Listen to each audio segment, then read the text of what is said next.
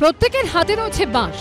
সেই বাঁশ দিয়েই কোথাও ভেঙে ফেলা হলো বাড়ির টালি, কোথাও ভেঙে ফেলা হলো ঘরের জানালা, সিলিং ফ্যান।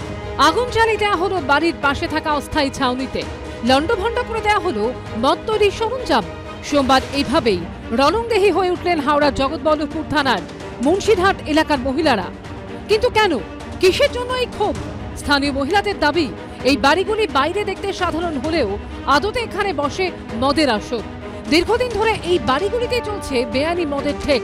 অবশেষে সোমবার বেআইনি মদের ঠেকগুলি ভাঙতে শুরু করে এলাকার মহিলাদের একাংশ। বাড়িতে স্বামীরা যায়, গিয়ে মারধর করে, ঠিক মতন খাওয়া দাওয়া হয় না, ছেলেপুলে ধরে দেখে না, স্কুল পড়া তার কিছুই দিচ্ছে না। আমরা চাইছি যে মদরা যেন উঠে যায়, দেয় না দেয় না এইসব। এই জন্য যে মারধর করা হচ্ছে, ভাঙাভাঙি হচ্ছে, মদ বন্ধ করতে হবে। পুলিশ দুজনকে অ্যারেস্টও করেছিল, অ্যারেস্ট করার পর আবার জামিন পেয়েছে, আবার ওরা শুরু করেছে। পুলিশ তো তার অ্যাকশন করেছে, অ্যাকশন যে করেনি তা নয়।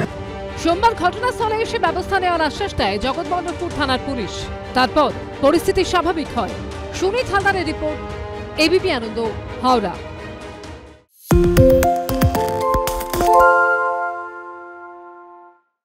আফগানিস্তানে তালিবান উত্থানে অনুপ্রাণিত হয়েছিল মোহাম্মদ হাবিবুল্লাহ। পশ্চিম বর্ধমানের কাকসা থেকে ধৃত সন্দেহভাজন জঙ্গিকে জেরায় এমনই চাঞ্চল্যকর তথ্য মিলেছে বলে এসটিএফ সূত্রে দাবি। এখানেই শেষ নয়, এসটিএফ সূত্রে দাবি করা হচ্ছে একটি সোশ্যাল মিডিয়া গ্রুপের সদস্য ছিল ধৃত। সেই গ্রুপে বেশ কয়েকজন বাংলাদেশির খোঁজ মিলেছে। তাদের সঙ্গে ধৃত সন্দেহভাজন জঙ্গির কথোপকথনের প্রমাণও পেয়েছেন তদন্তকারীরা। ধৃতের বন্ধুদের জিজ্ঞাসাবাদেও বেশ কিছু নতুন তথ্য মিলেছে। সূত্রের দাবি, ধৃতকে জেরা করে ভারতে সক্রিয় আল কায়েদার শাখা সংগঠন আনসার আল ইসলামের মডিউল শাহাদাত সংগঠনের সদস্য কিভাবে সংগ্রহ করা হতো তার তথ্য মিলেছে। গোয়েন্দাদের অনুমান, নির্দিষ্ট কিছু যুবকদের টার্গেট করা হতো, সদস্যপদ গ্রহণের জন্য তাদের বোঝানো হতো, টার্গেট করা যুবকদের টাকাও দেওয়া হতো। এই টাকার উৎস কি? এসটিএফ সূত্রে খবর, ধৃত মোহাম্মদ হাবিবুল্লাহকে জেরা করে তা জানার চেষ্টা করা হচ্ছে। তবে সূত্রের খবর, জেরায় অসহযোগিতা করছে ধৃত সন্দেহভাজন জঙ্গি। তদন্তকারীরা জানতে পেরেছেন, বিআইপি নামে একটি অ্যাপকে কাজে লাগিয়ে সদস্য সংগ্রহের পরিকল্পনা ছিল জঙ্গি সংগঠনটির। নিজেদের সুরক্ষিত রাখতে এনক্রিপ্টেড মেসেজে কথা বলতো সংগঠনের সদস্যরা। পশ্চিম বর্ধমানের কাকসা থেকে ধৃত সন্দেহভাজন জঙ্গিকে জেরা করে যখন একের পর এক চাঞ্চল্যকর তথ্য উঠে আসছে বলে এসটিএফ সূত্রে দাবি, তখন পূর্ব মেদিনীপুরে শোরগোল পড়ে গিয়েছে।